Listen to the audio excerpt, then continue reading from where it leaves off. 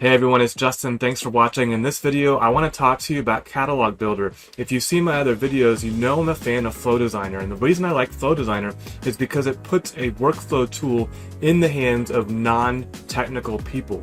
So you can be a non-technical person who's process-oriented or business-oriented and come in and do things to have benefits in the platform through the use of workflows, reusable workflows. The same goes for Catalog Builder. That's what I want to talk about today.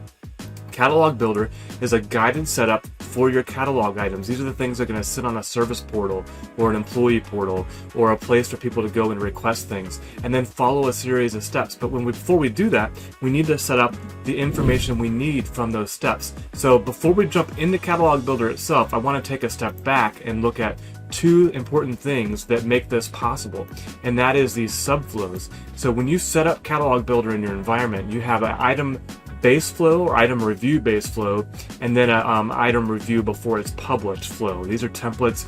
You can copy them and you set a system property, and what happens is these get called when somebody who's not an admin, most be useful if they're not an admin, comes and submits a catalog item for publication. So before it gets published, it goes through some kind of approval process or review process to ensure it meets maybe your company standards, something like that. So there's those two templates, and they're in my favorite tool, Flow Designer, of course.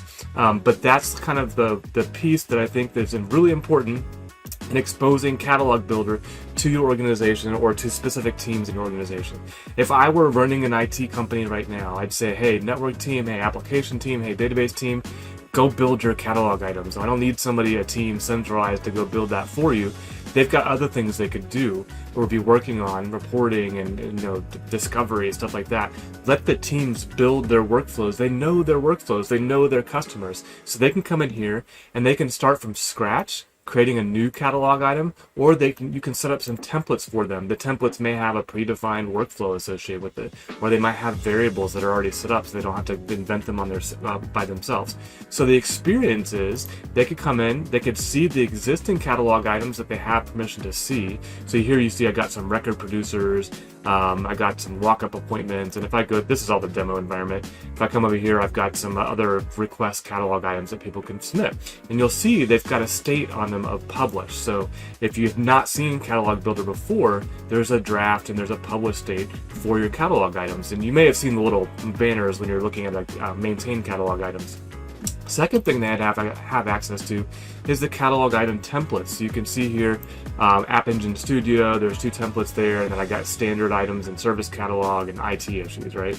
So let's open up the standard items in the service catalog. This will give you a sense of how it breaks it down, that guided way for your users to actually see this. So we've got some template details, we've got the basic information for the catalog item, where is the catalog item going to live, what catalogs is it going to be in, what categories it's going to have associated with it, what variables or questions are going to be asked to the person who submits the catalog item, and then what are the settings when this is exposed in the portal, who can actually see it, who can request it, what happens when it is submitted, does it follow a workflow from Flow Designer or the classic workflow engine, and are there any overrides? So do we want to, that's actually new, I don't remember seeing that before, this always happens to me in a demo, that we can do that there. So let's pretend you've delegated to the database team to create their own catalog items, right? Let them go in there and build it. So if they come in and they choose this create a catalog item from a template button, it is going to walk them through the process. They can choose to do a standard catalog item or a record producer, like if it's an incident.